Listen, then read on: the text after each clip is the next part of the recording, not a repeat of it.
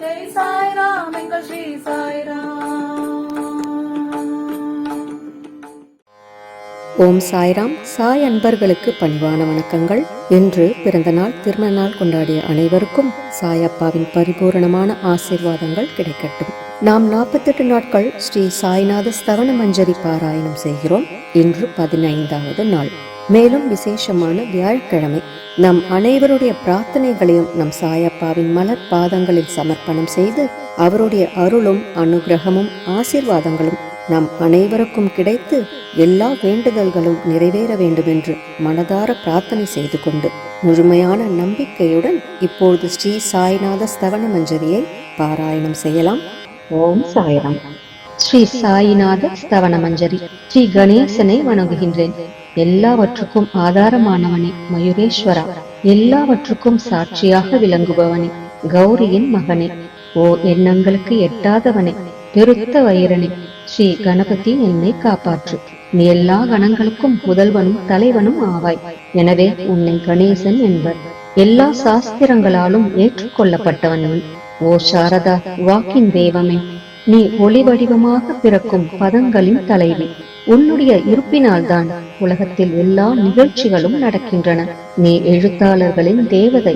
நீ எப்பொழுதும் தேசத்தின் அணிகலனாக விளங்குகிறாய். உனது எல்லையற்ற சக்தி எல்லாவற்றிலும் விளங்குகிறது. ஓ ஜெகதம்பா, உன்னை வணங்குகின்றேன். ஓ பூர்ண பிரம்மா, தெய்வீக தோற்றத்தின் மிக உயர்ந்த இறுதி நிலையில் உள்ளவனே, மகான்களுக்கு பிரியமானவனே, குணங்களோடு கூடிய உருவம் எடுத்தவனே, பண்டரிராயா, கருணை கடலே, எல்லையற்ற கருணை உடையவனே, பாண்டுரங்கா, ஓ நரகரி, நீ எல்லாவற்றின் சூத்திரதாரி, எல்லாவற்றையும் ஆட்டுவிக்கும் கயிற்றை தாங்கியவன். நீ ஜெகமெங்கும் வியாபித்துள்ளாய். எல்லா சாஸ்திரங்களும் உன்னுடைய உண்மையான உருவத்தை பற்றி ஆராய்ச்சி செய்கின்றன. வெறும் புத்தக அறிவு மட்டுமே பெற்றவர்களுக்கு நீ காணப்படுவதில்லை. ஓ சக்கரபாணி, அத்தகைய அறிவிலிகள் யாவரும் வெறும் வாத பிரதிவாதங்களிலேயே உழல்கிறார்கள். மகான்கள் மட்டுமே உன்னை அறிகிறார்கள். மற்றவர்கள் குழப்பத்தில் மூழ்கியவர்களாக மயங்கியவர்களாக உள்ளார்கள். உனக்கு பக்தியோடு கூடிய எனது நமஸ்காரத்தை சமர்ப்பிக்கின்றேன். ஓ 5 முகங்களை உடையவனே, சங்கரா, மனித மண்டை ஓடுகளாலான மாலை அணிந்தவனே, நீல நிறமுடைய கழுத்தனே, திகம்பரா, ஓங்கார ரூபா, பசுபதி, எவருடைய உதடுகளில் உனது நாமம் விளங்குகிறதோ அவர்களது துன்பங்கள் உடனடியாக விலகிவிடும். ஓ தூர்ஜடி, உன் நாமத்தின் மகிமை அத்தகையது. உனது பாதங்களை வணங்கி நான் இந்த துதியை எழுத முற்படுகிறேன். நீலகண்டா, இதற்கு உனது முழுமையான உதவியை எல்லா விதத்திலும் எனக்கு அளிப்பாய். இப்போது அத்ரி மகரிஷின் குமாரனான கத்தரையும், லக்ஷ்மி தேவியின் குலதெய்வமான விஷ்ணுவையும், ஸ்ரீ துகாராம் முதலான எல்லா மகான்களையும், பின்னர் பக்தர்கள் அனைவரையும் வணங்குகிறேன். சாய்நாதா, உமக்கு வெற்றி உண்டாகுக. பாவிகளை உய்விப்பவரே, அருள் நிறைந்தவரே, இப்போது உமது பாதத்தில் எனது சிரத்தை வைக்கின்றேன். எனக்கு பயமற்ற நிலையில் உமது பாதுகாப்பை கொடும். நீ பூரணமான பிரம்மஸ்வரூபம், சுகங்களின் இருப்பிடம், மனிதர்களில் சிறந்தவனே. நீயே விஷ்ணு. எவருடைய பாதி உடலாக உமாதேவி இருக்கிறாளோ அந்த காமனை எடுத்த சிவனும் நீயே. நீ மனித உருவெடுத்த பரமேஸ்வரன். நீ ஞான வானத்தின் கதிரவன். நீ கருணை கடல். நீ பிறப்பிறப்பாகிய பிணிக்கு மருந்து. நீ ஏழை எளியவர்களின் சிந்தாமணி. நீ உனது பக்தர்களை தூய்மைப்படுத்தும் கங்கா நதி. சம்சார கடலில் மூழ்குபவர்களுக்கு நீ ஓடம், அஞ்சுபவர்களுக்கு புகலிடம். இந்த பிரபஞ்சத்தின் மூல காரணமாக எந்த பரிசுத்தமான சைதன்யம் விளங்குகிறதோ ஓ கருணை கடலே, அது நீயே. இந்த பிரபஞ்சம் உனது ஒரு விளையாட்டு. நீ பிறவியற்றவர். உமக்கு இறப்பும் இல்லை. நன்கு ஆழ்ந்து விசாரித்து பார்த்து இறுதியில் அடையப்பட்ட முடிவு இது. பிறப்பு இறப்பு இவை இரண்டும் அஞ்ஞானத்தினால் தோன்றியவை. ஓ மகாராஜா, நீர் அவை இரண்டினின்றும் கொஞ்சம் கூட பற்றற்றவராக உள்ளீர். நீர் ஓடையில் வெளிப்பட்டது என்றால் அது அங்கேயே தோன்றியதாக ஆகுமா? முன்பே நீர் நிரம்ப உள்ளது. உள்ளே இருந்து வெளியே வந்தது அவ்வளவே. படுகையில் நீர் வந்தபோது அதற்கு ஓடை என்று பெயர் ஏற்பட்டது. நீர் இல்லாவிடு அது வெறும் படுகையே. பெருகுவது வற்றி விடுவது பற்றி நீர் சற்றும் பொருட்படுத்துவதே இல்லை. நீர் படுகைக்கு கொஞ்சமேனும் முக்கியத்துவம் அளிப்பதில்லை. படுகை மட்டும் நீர் நிறைந்துள்ள போது பெருமை கொள்கிறது, நீர் வற்றும் போது மிகவும் வருந்தும் நிலையை அடைகிறது. மனித உடல் நீர் படுகை போன்றது. சுத்த சைதன்யமே பரிசுத்தமான நீர் ஊற்று. நீர் படுகைகள் எண்ணற்றவை. இருப்பினும் நீர் மட்டும் வேறுபடுவதில்லை. பிறப்பற்றவரான அருட்கடலே, உமது வஜ்ராயுதம் என் அஞ்ஞானமாகிய மலையை அழிக்கட்டும் என்று வேண்டுகிறேன். இத்தகைய எண்ணற்ற தோற்றங்கள் இதுவரை பூமியில் ஏற்பட்டுள்ளன, இப்போதும் இருந்து வருகின்றன, கால கிரமத்தில் இனிமேலும் ஏற்பட போகின்றன. அந்த ஒவ்வொரு தோற்றத்திற்கும் ஒரு தனி பெயரும் குலமும் கிடைக்கிறது. அதன் மூலம் உலகத்தில் அவற்றை பிரித்தறிகிறார்கள். சைதன்யத்தை பொறுத்தவரை நான் நீ என்று கூறுவது பொருந்தாது. இருமை என்பதே எங்கு இருப்பதற்கு இடமில்லையோ அதே உண்மையில் சைதன்யம் எனப்படுவது. மேலும் உண்மையில் சைதன்யம் பிரபஞ்சம் முழுவதையும் வியாபித்து உள்ளது. பின் நான் நீ என்ற பாவனை எவ்வாறு பொருந்தும்? மேகத்திலிருந்து பிறக்கும் நீர் ஒரே தன்மையானது. பூமியின் மேல் இறங்கிய பிறகு அதற்கு பற்பல வேறுபாடுகள் ஏற்படுகின்றன. கோதாவரி நதிப்படுகையில் விழுந்த நீர் கோதாவரி என்று அழைக்கப்படுகிறது. கிணற்றில் விழுந்த நீருக்கு அத்தகைய மேன்மை இல்லை. மகான்களின் உருவமாகிய கோதாவரியில் உள்ள நீர் நீங்கள், நாங்கள் குளம், குட்டை, கிணறு போன்றவர்கள். நம்மிடையே உள்ள வேறுபாடு இதுவே. எங்களுடைய வாழ்வின் உண்மையான குறிக்கோளை அடைய நாங்கள் உங்களிடம் வர வேண்டும். எப்பொழுதும் கரம் கூப்பி உங்களை சரணடைய வேண்டும். ஏனெனில் நீங்கள் புனிதத்தின் உறைவிடம். கோதாவரி நதிக்கு பாத்திரத்தினால் படுகையினால் புனிதம் ஏற்பட்டது. வெறும் நீரை மட்டுமே நோக்குவோமாகில் அது எங்கும் ஒரே விதமானது. கோதாவரி நதி படுகை புனிதம் வாய்ந்ததென்பது தீர்மானிக்கப்பட்ட உண்மை. அதனை தீர்மானிப்பதற்கு பூமியின் நல்ல தன்மை, தீய தன்மை ஆகியவையே உதவி செய்கின்றன என்பதை நோக்கவும். மேகத்திலிருந்து வந்த நீரின் புனிதத்தை எந்த பூமி பாகம் மாற்றவில்லையோ அந்த பாகத்தை சாஸ்திரம் அறிந்தவர்கள் கோதா என்று அழைத்தார்கள். மற்ற இடங்களில் விழுந்த நீர் அந்தந்த மண்ணின் குணத்தை ஏற்றுக்கொண்டது. தோற்றத்தின் போது இனிமையாயிருந்த நீர் அசுத்தமாகவும் கசப்பாகவும் உப்பாகவும் ஆயிற்று. அவ்வாறே ஒரு குருநாதா, எந்த சரீரத்தில் 6 வைரிகளின் மாசு ஏற்படவில்லையோ அந்த புனிதமான சரீரத்துக்கு மகான் என்ற பெயர் பொருந்தும். எனவே மேன்மையும் புனிதமும் பொருந்திய மகான்களை அந்த கோதாவரி என்றே கூறுகிறேன். எல்லா ஜீவர்களிலும் உங்களது தகுதி மிகச் சிறந்ததாக உள்ளது. பிரபஞ்சத்தின் ஆரம்ப காலத்திலிருந்தே கோதாவரி ஏற்பட்டுள்ளது. நீரும் முழுமையாக நிரம்பியுள்ளது. இன்று வரை அதற்கு குறைவு ஏற்படவில்லை. ராவணனுடைய வைரி கோதாவரியின் கரைக்கு வந்தபோது இருந்த அதே நீர் இன்று வரை எவ்வாறு இருக்கும் என்று பாருங்கள். படுகை மட்டும் அதே. நீர் கடலை அடைந்தது. நீர் படுகையின் புனித தன்மை மட்டும் இன்று வரை நிரந்தரமாக உள்ளது. ஒவ்வொரு ஆண்டும் பழைய நீர் சென்று புதிய நீர் படுகையின் உள்ளே வருகிறது. பாபா அதே நியாயம் உங்களுக்கும் பொருந்தும். ஒவ்வொரு நூற்றாண்டும் ஓர் ஆண்டை போலவும் அந்த நூற்றாண்டில் தோன்றிய சாதுக்கள் நீரை போலவும் அவர்களும் மிக பெரிய மகான்கள் அலைகள் போலவும் உவமிக்கப்படுகிறார்கள். இந்த மகான்களின் உருவமாகிய கோதாவரியில் முதலாண்டில் சனகர், சனந்தனர் முதலியோரின் வெள்ளம் ஏற்பட்டது. பின்னர் நாரதர், தும்புரு, பிரகலாதன், பலிராஜா, சபரி, அங்கதன், வாயுகுமாரன், விதுரர், கோபர்களும் கோபிகைகளும் தோன்றினர். இவ்வாறு இன்று வரை ஒவ்வொரு நூற்றாண்டிலும் ஒன்றன் பின் ஒன்றாக மகான்களின் வெள்ளம் ஏற்பட்டு வந்துள்ளது. நான் அதனை வர்ணிப்பதற்கு இயலாதவனாக உள்ளேன். ஓ சாயிநாதா, இந்த நிகழும் நூற்றாண்டில் மகான்களின் தோற்றமாகிய கோதாவரியில் நிச்சயமாக உமது வெள்ளம் வந்துள்ளது. எனவே உனது திவ்ய சரணாரவிந்தங்களுக்கு வந்தனை செய்கிறேன். மகாராஜா, எனது துர்குணங்களை கொஞ்சம் கூட பொருட்படுத்த வேண்டாம்.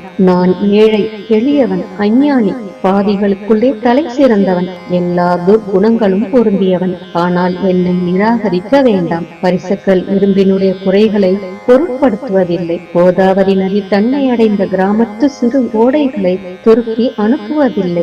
உங்களுடைய அருள் நோக்கை செலுத்தி என்னிடமுள்ள எல்லா தீய குணங்களையும் விரைவாக அழித்து விடுங்கள். அடியேனுடைய வேண்டுதல் இதுவே. பரிசுக்களின் தொடர்பு ஏற்பட்டும் இரும்பின் இரும்புத்தன்மை அழிக்கப்படாவிட்டால் குருநாதா, அது பரிசுக்களின் பெருமைக்கு இழுக்கு. என்னை பாவியாகவே இருக்கும்படி வைக்காதீர். தாங்கள் தாழ்வும் அடைய வேண்டாம். நீங்கள் பரிசுக்கள், நான் இரும்பு. எனது அவமானம் உமதே என்பதை பாருங்கள். குழந்தை எப்பொழுதும் தவறுகள் செய்கிறது, ஆனால் தாய் சினம் கொள்வதில்லை.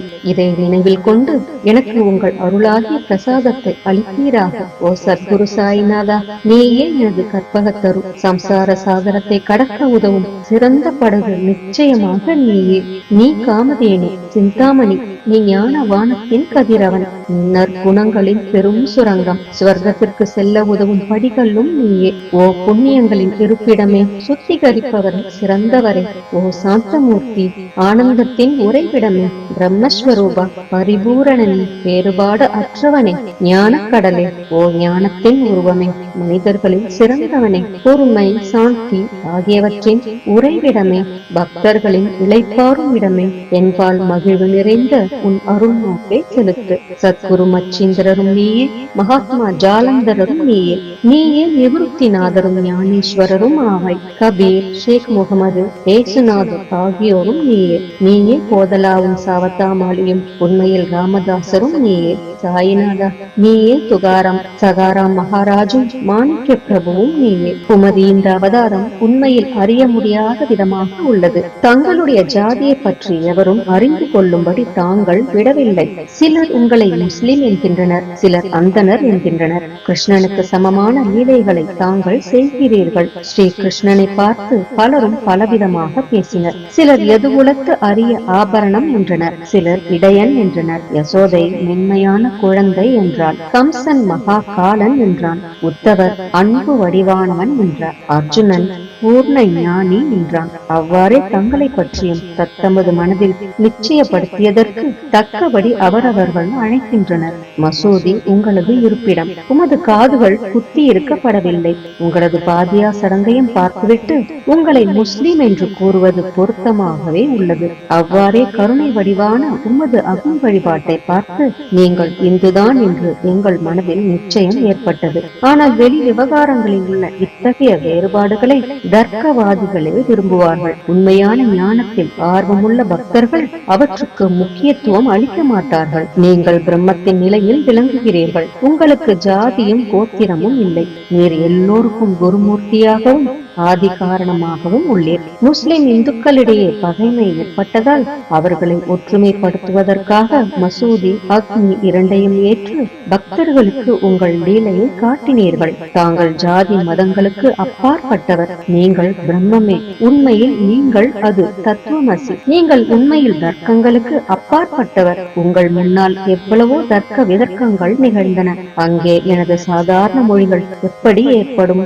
ஆனால் உங்களை பார்க்கும் பொழுது என்னால் மௌனமாக இருக்க முடியவில்லை. துதி செய்வதற்கு உலக வழக்கில் பதங்களே சாதனமாக உள்ளன. எனவே உங்கள் அருளாசியுடன் பதங்களால் என்னென்ன வர்ணனைகள் ஏற்படுகின்றனவோ அவற்றை எப்போதும் செய்வேன். மகான்களின் தகுதி கடவுளின் தகுதியை விட வேறுபட்டதும் மிக உயர்ந்ததும் ஆகும். சாதுக்களின் அருகில் எனது உனது என்ற வேறுபாடுகளுக்கு சிறிதேனும் இடமில்லை. கிரண்ய கசிபுவுக்கும் ராவணனுக்கும் கடவுளை வெறுத்ததன் மூலம் மரணம் ஏற்பட்டது. இத்தகைய சம்பவம் ஒன்று கூட மகான்களின் கரத்தால் நிகழவில்லை. அரசன் கோபிச்சந்தன் ஜாலந்தரரை சாண குவியலில் புதைத்தான். ஆனால் அந்த மகான் மனம் வருந்தவில்லை. மாறாக அந்த அரசனை சம்சார சுழலிலிருந்து விடுவித்து அமரனாக செய்துவிட்டார். இத்தகைய மகான்களின் மேன்மையை எவ்வாறு வர்ணிப்பேன்? மகான்கள் சூரியனை போன்றவர்கள். அவர்களின் கருணை ஒளிமயமானது. மகான்கள் சுகம் தரும் சந்திரனை போன்றவர்கள். அவர்களுடைய அருள் சந்திரனுடைய ஒளி போன்றது. மகான்கள் இதமளிக்கும் கஸ்தூரி போன்றவர்கள். அவர்களின் அருள் அதன் நறுமணம் போன்றது. மகான்கள் ரசம் நிரம்பிய கரும்பு போன்றவர்கள். அவர்களது அருள் அதன் இன்சுவை போன்றது. மகான்கள் நல்லவரிடமும் தீயவரிடமும் ஒரே விதமாக நடந்து கொள்கிறார்கள். மாறாக பாவிகளிடமே எல்லையற்ற அன்பு உள்ளவர்களாக உள்ளார்கள். கோதாவரி நதியின் நீரில் அழுக்கடைந்த துணிகளை துவைப்பதற்காக வருகின்றன. சுத்தமானவை கோதாவரியினின்று வெகு தொலைவில் பெட்டியிலேயே தங்குகின்றன. பெட்டியில் வைக்கப்பட்டிருந்த அந்த துணியும் ஒருமுறை கோதாவரியின் படுகையில் நன்றாக துவைப்பதற்காக வந்தது. இந்த உவமையின் பெட்டிதான் வைகுந்தம், நீங்களே கோதாவரி, நம்பிக்கையே படித்துறை, ஜீவாத்மாக்களே துணிகள், 6 வித விகாரங்களே அவைகளை பற்றியுள்ள அழுக்கு, உங்களது பாதார விந்தங்களை தரிசிப்பதே கோதாவரி ஸ்நானமாகும். எல்லா அழுக்குகளையும் போக்கி சுத்தப்படுத்துவதில் நீர் மிகுந்த சாமர்த்தியசாலி. சம்சாரத்தில் உழலும் ஜனங்களாகிய நாங்கள் மேலும் அழுக்கு படிந்தவர்களாக உள்ளோம். எனவே மகான்களின் தரிசனம் பெறுவதற்கு உரிமை பெற்றவர்கள் நாங்கள். கோதாவரி நதியில் நீர் நிரம்பி உள்ளது. படித்துறையில் துவைப்பதற்கான அழுக்கு துணிகள் உள்ளன. அவை அப்படியே துவைக்கப்படாமல் கிடந்தால் அது உண்மையில் கோதாவரிக்கு இழுக்கு ஆகும். நீங்கள் அடர்ந்த நிழலும் குளிர்ச்சியும் தரும் சிறந்த மரம். நாங்கள் உண்மையில் பாதசாரிகள். கதிரவன் தாபத்திரங்களாகிய வெயிலால் எங்களை சுட்டெரிக்கின்றான். அவனுடைய தாபத்திலிருந்து கருணை கூர்ந்து ஓ குருநாதா, எங்களை காப்பாற்றும். உங்கள் நல்லருளின் குளிர் நிழல் இவ்வுலகிற்கு அப்பாற்பட்ட தன்மை அது. மரத்தின் அடியில் அமர்ந்ததும் ஒருவன் மேலிருந்து வெயிலை உணர்வானாகில் அந்த மரத்தை எவர் நிழல் தரும் மரம் என்று கூறுவர். உமது அருளின்றி உலகில் நன்மை என்பது ஏற்படுவது இல்லை. தர்மத்தை நிலைநிறுத்துவதற்காக சேஷசாய் அர்ஜுனனுக்கு நண்பனானான். விபீஷணன் சுக்ரீவனுடைய அருளினாலேயே அரசன் ஸ்ரீராமனின் அருகாமையை அடைந்தான். மகான்களின் மூலமாகத்தான் ஸ்ரீஹரி மேன்மை அடைந்தார். எந்த பிரம்மத்தை பற்றி வேதங்களில் கூட வர்ணிக்கப்படவில்லையோ அத்தகைய பிரம்மத்தை உலகத்தில் சகுனமாக செய்து வெட்க வைத்தார்கள் மகான்கள். தாமாஜி என்ற பக்தர் வைகுந்தபதியும் ருக்மணிவரனுமாகிய இறைவனை ஒரு மகான் தாழ்ந்த குலத்தவனாக உருவெடுக்கும்படி செய்தார். சோகமேலா என்ற பக்தர் ஜெகதாத்மா ஆன இறைவனை தமது எருமைகளின் சவத்தை எடுக்கும்படி செய்தார். மகான்களின் பெருமையை உணர்ந்த ஜெகஜீவனாகிய இறைவன் அவர்களுக்காக தண்ணீரும் சுமந்தான். உண்மையில் மகான்கள் சச்சிதானந்த பிரபுவாகிய இறைவனின் எஜமானர்கள் ஆவார்கள். இப்பொழுது அதிகம் சொல்வதற்கு எனக்கு வரவில்லை. நீயே எங்களுடைய தாயும் தந்தையும். ஓ சத்குரு சாய்நாதா, ஷீரடி கிராமத்தில் வசிப்பவரே, பாபா, உமது லீலைகளின் உண்மையான பொருளை எவரும் அறியவில்லை. அவ்வாறிருக்க எனது வெற்று வார்த்தைகள் எவ்வாறு அவற்றை விளக்க முடியும் சொல்லுங்கள். ஜீவன்களுக்கு ஓய்வளிக்கும் பொருட்டு தாங்கள் ஷீரடியில் வந்தீர்கள். அகல்களில் நீரூற்றி விளக்கேற்றி நீங்கள் எரிய வைத்தீர்கள். 7 சான் நீளமுள்ள குறுகிய மரப்பலகையை நீங்கள் படுத்துக் கொள்ளும் கட்டிலாக்கி உங்கள் யோக சாமர்த்தியத்தின் சக்தியை பக்தர்களுக்கு காட்டினீர்கள். அநேக பெண்மணிகளின் மலட்டு தன்மையை நீக்கி அருளினீர்கள். எத்தனையோ வியாதிகளை உதியின் மூலம் குணப்படுத்தினீர்கள். இவ்வுலக சம்பந்தமான துன்பங்களை நீக்குவது உமக்கு ஒரு பொருட்டே அன்று. யானை ஒன்று எறும்பை ஒரு சுமையாக எவ்வாறு கருதும்? இப்போது குருராயா, இந்த எளியவன் பால் கருணை காட்டுவீராக. நான் உமது பாதங்களை அண்டியுள்ளேன். என்னை திருப்பி அனுப்பிவிடாதீர்கள். நீர் அரசருக்கெல்லாம் அரசர், குபேரனுக்கும் குபேரர், வைத்தியர்க்கெல்லாம் வைத்தியர். உங்களை விட சிறந்தவர் எவரும் இல்லர். மற்ற தெய்வங்களை பூஜிப்பதற்கு அதற்கு தகுந்த சிறப்பு உபகரணங்கள் உள்ளன. ஆனால் உம்மை பூஜிப்பதற்கு உலகில் பொருட்களே இல்லை. சூரியனுடைய இல்லத்தில் தீபாவளி பண்டிகை வந்ததென்றால் எப்பேற்பட்ட பொருட்களை கொண்டு அதை கொண்டாடுவோம். சமுத்திரத்தின் தாகத்தை தீர்க்க இப்புவியிடத்தில் நீர் இல்லை. நெருப்பை உஷ்ணப்படுத்த எங்கிருந்து அக்னி கொண்டு வருவது?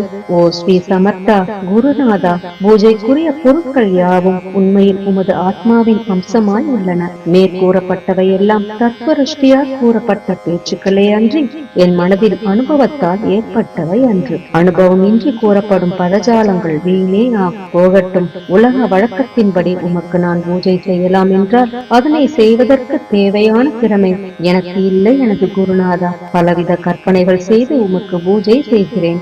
அருள் மிகுந்தவரே, அடியேனுடைய அத்தகைய பூஜையை ஏற்றுக்கொள்வீராக. இப்போது அன்பு கண்ணீரால் உமது பாதங்களை கழுவுகிறேன். உண்மையான பக்தியாகிய சந்தனத்தை அரைத்து உமக்கு பூசுகிறேன்.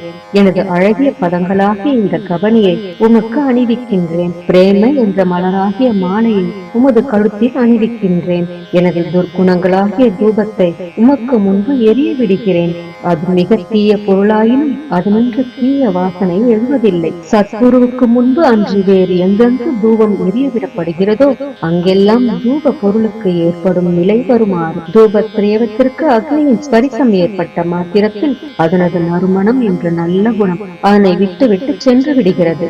உமது எதிரே இதற்கு மாறாக நிகழ்கிறது. தீய தன்மைகள் அக்னியில் எரிந்து விடுகின்றன. உலகம் பார்த்து மகிழும்படி சத்குணம் எவ்வித குறைவுமின்றி தங்கிவிடுகிறது. விடுகிறது. மனிதனுடைய தீய குணங்கள் யாவும் இருந்த பின் மனம் மாசற்றதாகிறது. கங்கையுள்ள மாசுகள் நீங்கியவுடன் அவள் இயல்பாகவே புனிதமடைகிறாள். மாயை மோகம் என்ற தீபத்தை உனக்கு சுற்றுகிறேன். அதன் மூலம் எனக்கு வைராக்கியம் என்ற ஒளி கிடைக்கும். உனக்கு அமர்வதற்கு சுத்தமான நம்பிக்கை என்ற சிம்மாசனத்தை அளிக்கிறேன். அதனை ஏற்று பக்தி என்ற நைவேத்தியத்தையும் எடுத்துக்கொள்வாயாக. பக்தி நைவேத்தியத்தை நீ உண்டுவிட்டு அதனது ரசத்தை எனக்கு கொடு. ஏனெனில் நான் உனது பச்சிலம் குழந்தை. உனது பாலில் எனக்கு உரிமை உண்டு. எனது மனதை உனக்கு தட்சணையாக அர்ப்பணிக்கிறேன். அதனால் கர்த்தத்துவம் என்பது எந்த விதத்திலும் என்னிடம் இருக்காது. எப்போது பிரார்த்தனையோடு உனக்கு சாஷ்டாங்க நமஸ்காரம் செய்கிறேன். ஓ புண்ணிய ஸ்லோகா, தாய்நாதா, அதனை தாங்கள் ஏற்றுக்கொள்வீராக. பிரார்த்தனாஷ்டகம். சாந்தமான மனமுடையவரே, சிறந்த அறிவுடையவரே, சாய்நாதா, அருள் நிறைந்தவரே, கருணை கடலே, சத்திய ஸ்வரூபமானவரே, மாயையாகிய இருளை அழிப்பவரே, ஜாதி மதங்களுக்கு அப்பாற்பட்டவரே, சாதனையின் முடிவை அடைந்தவரே, எண்ணங்களுக்கு அப்பாற்பட்டவரே, கருணைக்கு உறைவிடமே, ஷீரடி கிராமத்தில் உறைபவரே, ஓ நாதா, என்னை காப்பாற்றும், என்னை காப்பாற்றும். ஞானமாகிய கதிரவனே, ஞானத்தை அளிப்பவரே, எல்லாவித நன்மைகளையும் செய்பவரே, பக்தர்களின் இதயத்தில் உலவும் அன்னமே, உமது பாதங்களை அடைந்தவரை காப்பவரே, சிருஷ்டி செய்யும் பிரம்மா நீ, காக்கும் தெய்வமான லட்சுமியின் கரணன் விஷ்ணுவும் நீயே.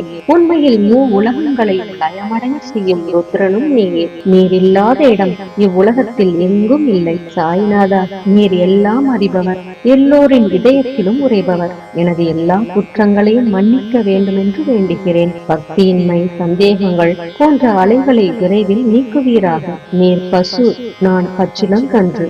நீர் சந்திரன், நான் சந்திரகாந்தக்கல். உங்கள் பாதங்கள் கங்கா நதியின் ஸ்வரூபமானவை. அவற்றை நான் பக்தியோடு வணங்குகிறேன். இப்போது உமது அடைக்கலம் அளிக்கும் அருள்மயமான கரங்களை எனது சிரத்தின் மேல் வைப்பீராக. எனது வருத்தங்களையும் கவலைகளையும் நீக்குவீராக. இந்த கணு தங்கள் பணியாளன்.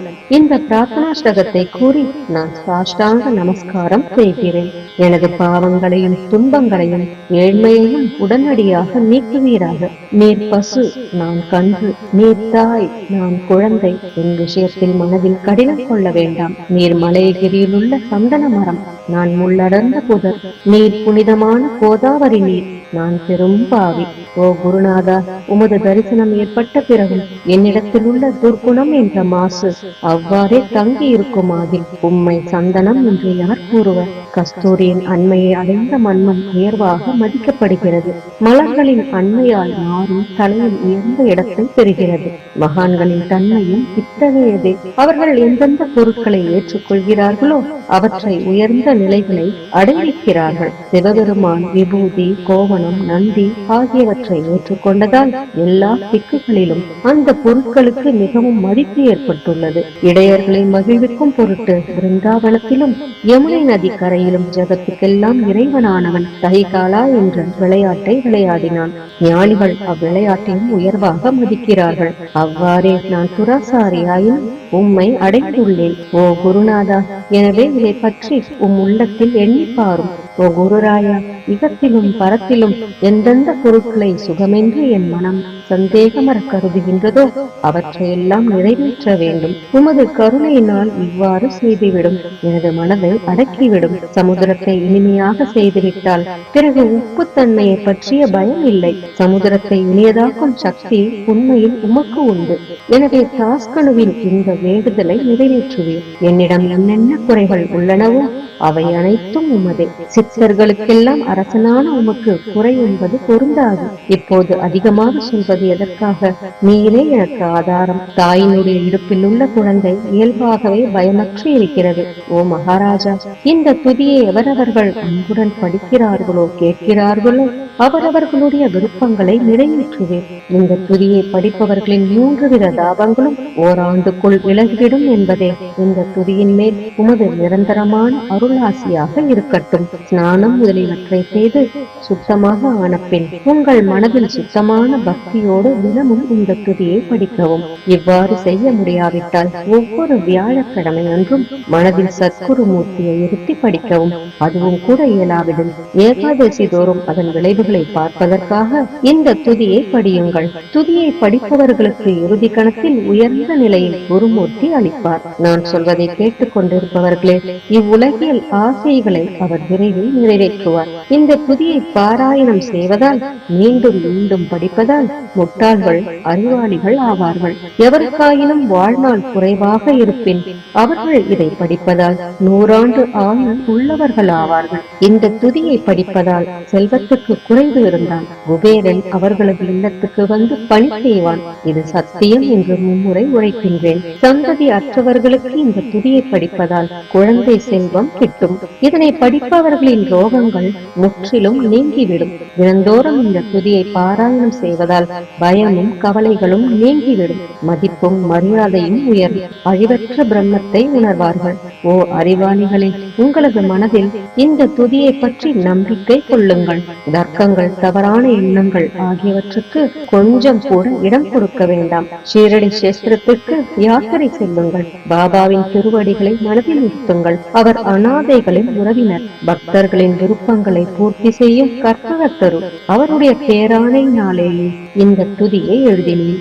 இல்லாவிடில் பாமரனாகிய என்னால் இத்தகைய படைப்பு எவ்வாறு ஏற்பட முடியும்? சக ஆண்டு 1840 பாத்திரபதம் மாதம் சுத்தபட்சத்தில் கணேச சதுர்த்தி திதி அன்று திங்கட்கிழமை 2வது பிரகரத்தில் புனிதமான நர்மதா நதி தீரத்தில் உள்ள மகேஸ்வரர் என்ற கஷேத்திரத்தில் ஸ்ரீ அகல்யா தேவி சன்னதியில் ஸ்ரீ சாய்நாத ஸ்தவன மஞ்சரி நிறைவடைந்தது. மகேஸ்வரம் என்ற புகழ்பெற்ற கஷேத்திரத்தில் இந்த துதி நிறைவடைந்தது. ஸ்ரீ சாய்நாதரின் மனதில் புகுந்து ஒவ்வொரு பதத்தையும் என்னை கூற வைத்தார். தாமோதரன் என்ற சீடன் இந்த துதியை எழுதினான்.